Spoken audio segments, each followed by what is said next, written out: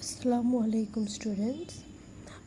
After half yearly exam, this is my first video. Okay, so half yearly exam chapter 5 পর্যন্ত ছিল। So এটা chapter 6 এর just ছোট্ট একটা ভিডিও যেখানে আমরা বেসিক ডিসকাশনটা করব। এখানে তোমার হলো percentage chapter 6 NCTB English version class 5 percentage page number 91 থেকে শুরু হয়েছে।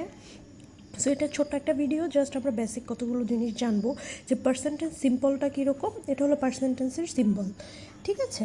পার্সেন্টেজের সিম্বল হলো এটা। আর আমরা যদি ডেফিনেশনটার দিকে তাকাই তাহলে আমরা দেখতে পাই a percentage is a fraction. Fraction মানে কি? ভগ্নাংশ। আমরা ফ্র্যাকশন প্রিভিয়াস চ্যাপ্টারগুলোতে কমপ্লিট করেছি। Whose numerator is 1 and denominator is 100। That means এই যে নিউমিরেটর হলো 1, নিউমিরেটর মানে উপরে যেটা থাকে, আর ডিনোমিনেটর হলো 100। ওকে, তাহলে এই সিম্বলটা কি মিন করে? 1% যদি দিই তাহলে 1, আর এই পার্সেন্টেজটা মিন করে 1/100, ঠিক আছে। তাহলে 1/100, তাহলে 1% ইজ ইকুয়াল টু, এটাকে যদি আমি ডেসিমালে কনভার্ট করি তাহলে হয়ে যায় 0.01। ওকে, আবার যে 2% বলি এটাকে যদি ডেসিমালে কনভার্ট করতে যাই তাহলে হয়ে যায় 0.02। ওকে, সো বেসিক ডিসকাশনে আমাদের সিম্বলটা কি এইটা, আর ডেফিনিশনটাকে কি বোঝাচ্ছে যে পার্সেন্টেজ হলো একটা ভগ্নাংশ যার উপরে লব কি হবে? 1 হবে, আর হর হবে 100, ঠিক আছে।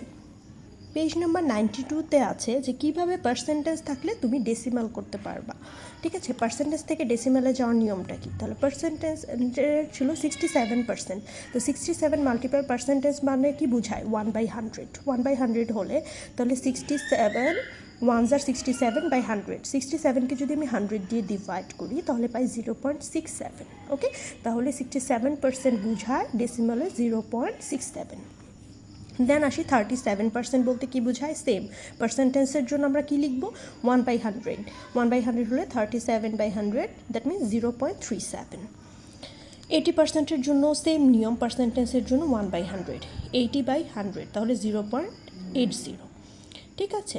তাহলে এরকম করে আমরা সবগুলো করতে পারবো। দেখো 74% বললে কি হবে? 0.74%, নিয়ম একই, পার্সেন্টেজের জন্য 1/100 দিতে হয়। দেন 81 বললে 81 1/100 কী হয়? 0.81। এই হলো কীভাবে, এটা হলো গিয়ে তোমার পার্সেন্টেজ থেকে ডেসিমেলে যাওয়ার নিয়ম, ঠিক আছে। এটা জাস্ট ছোটো এমসিকিউর জন্য জানার দরকার, ঠিক আছে। এখন 93 নাম্বারে হলো তখন তো আমরা ডেসিমেলে গিয়েছি, এখন যদি একটা ফ্র্যাকশন থাকে এটাকে তুমি কিভাবে পার্সেন্টেজ করবা? সো ফ্র্যাকশন যদি থাকে, দেখো 36/100 আছে, তা 100টাকে আলাদা করে দিই 1/100, তা আমরা তো জানি 1/100 মানে কি পার্সেন্টেজ, ইজিলি দিয়ে দিতে পারলাম। বাট যখন এখানে 100 থাকবে না, এই সংখ্যাটাকে এমন সংখ্যা দিয়ে গুণ করতে হবে যাতে করে নাম্বারটা 100 হয়, ঠিক আছে। আবার বলছি, যেহেতু আমরা জানি পার্সেন্টেজ মানে কি 1/100, তার মানে আমার ডিনোমিনেটর 100 হতে হবে। সো এখানে যে নাম্বারটাই থাকবে ওইটাকে এমন সংখ্যা দিয়ে গুণ করব যাতে নিচে ডিনোমিনেটর 100 হয়। তাহলে যদি 2 দিয়ে গুণ করি তাহলে হয় কত? 100, 54/100, ঠিক আছে। তাহলে যদি 54 মাল্টিপ্লাই, তাহলে দেখো কত হয়? উপরে 27 মাল্টিপ্লাই 2 54, আর 50কে 2 দিয়ে করলে 100। তাহলে আমরা ইজিলি 1/100 লিখতে পারি, কারণ আমার দরকার পার্সেন্টেজ মিনস 1/100। ওকে, তাহলে 54% হলো।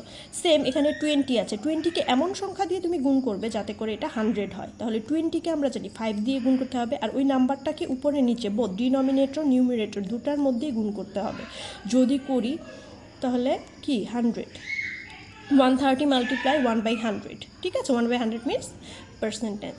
লাস্ট ওয়ান আরেকটা দেখো, এটাই ছিল। তাহলে এই নিয়মে আমরা কি করতে পারবো? এই নিয়মে আমরা কি করতে পারবো? ফ্র্যাকশন থেকে পার্সেন্টেজে যেতে পারবো, ঠিক আছে। তাহলে আমরা বেসিকটা দেখলাম, কিভাবে আমরা পার্সেন্টেজ থেকে ডেসিমালে যেতে পারবো এটা দেখলাম, আর শিখলাম কিভাবে আমরা ফ্র্যাকশন থেকে পার্সেন্টেজে যেতে পারবো। সো নেক্সট ভিডিও থেকে আমরা ইলাবোরেটলি ডিসকাস করা শুরু করব, ঠিক আছে। Thank you.